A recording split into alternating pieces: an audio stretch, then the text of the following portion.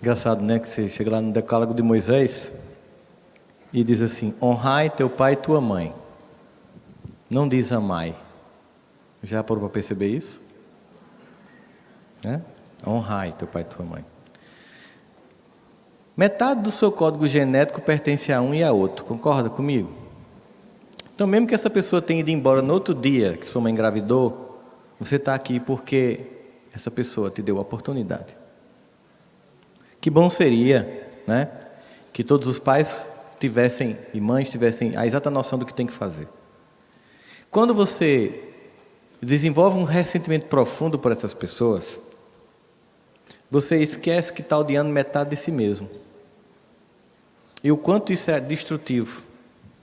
No Evangelho segundo o Espiritismo, analisando essa temática, honrai seu pai e sua mãe, se eu não me engano, Haroldo, acho que é o único, acho que talvez só tem 2 itens do Antigo Testamento, né, e um deles é esse, com muita veemência, é analisado, e vai descrevendo lá, e chega um momento que diz assim: ainda que o pai e a mãe sejam pessoas que não cumprem o seu papel, e que sejam, como esse, abusadores, tal, ainda assim nos cabe honrá-los. É dever dos filhos honrá-los. Amor é uma construção, honra é uma obrigação.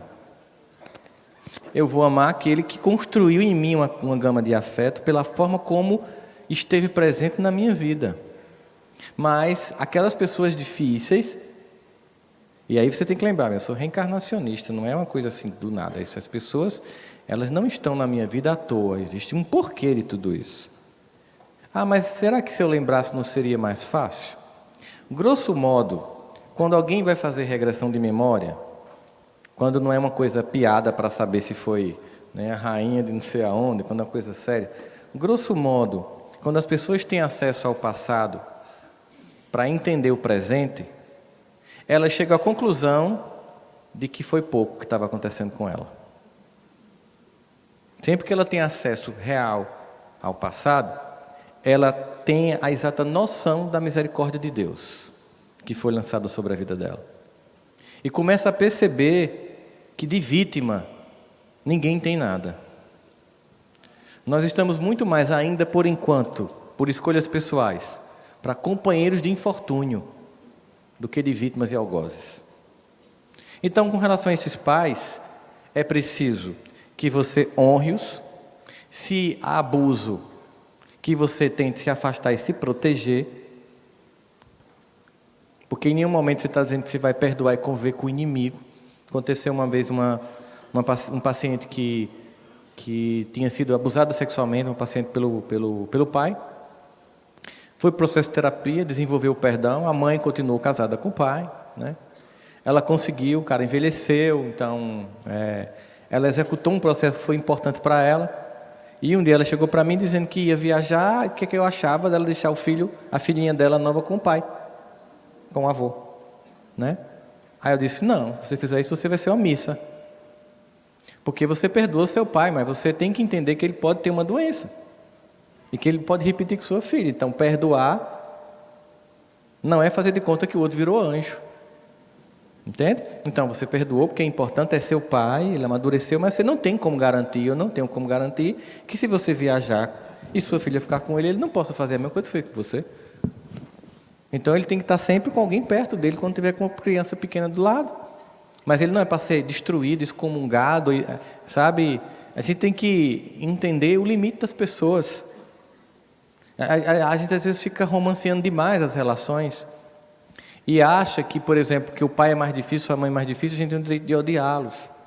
Mas é lamentável perceber que toda vez que a gente faz isso, quem se destrói somos nós. Eu preciso me proteger dessas pessoas que abusam? Sim. Existe lei para isso? Sim. Às vezes eu tenho até que denunciar essa pessoa. Às vezes eu tenho que chegar na polícia e denunciar a pessoa. Por quê? Para que ela não faça mais mal a ninguém. Lembra lá no Evangelho segundo o Espiritismo, quando ele vai... no Evangelho. Podemos expor o mal feito de alguém? É mais ou menos essa análise que eles vão fazer. Eles criam uns critérios fantásticos. Se o que essa pessoa faz só prejudica ela, você não deve expô-la. Se o que ela faz prejudica outrem, você deve tentar resolver.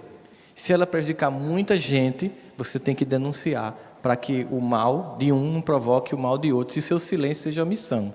Você está percebendo que eles vão criando uma escala até você entender em que ponto faz? Aí pronto, eu denunciei, meu pai está preso porque ele me abusou sexualmente, tal, ele estava abusando de uma prima, de uma vizinha, está preso.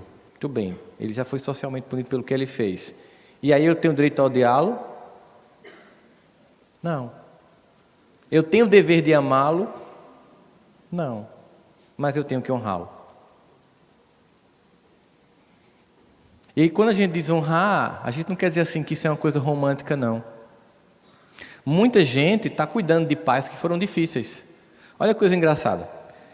Nos Estados Unidos, nos anos 80, ocorreu uma grande levante contra os homossexuais. E muitos pais expulsaram os filhos que assumiam a homoafetividade de casa. Eles foram expulsos, muitos se sentiram abandonados, alguns morreram, se envolveram com drogas, mas muitos conseguiram crescer profissionalmente, se desenvolver. Quando foi mais ou menos nos anos 2000, 2005, esses pais envelheceram e ficaram debilitados.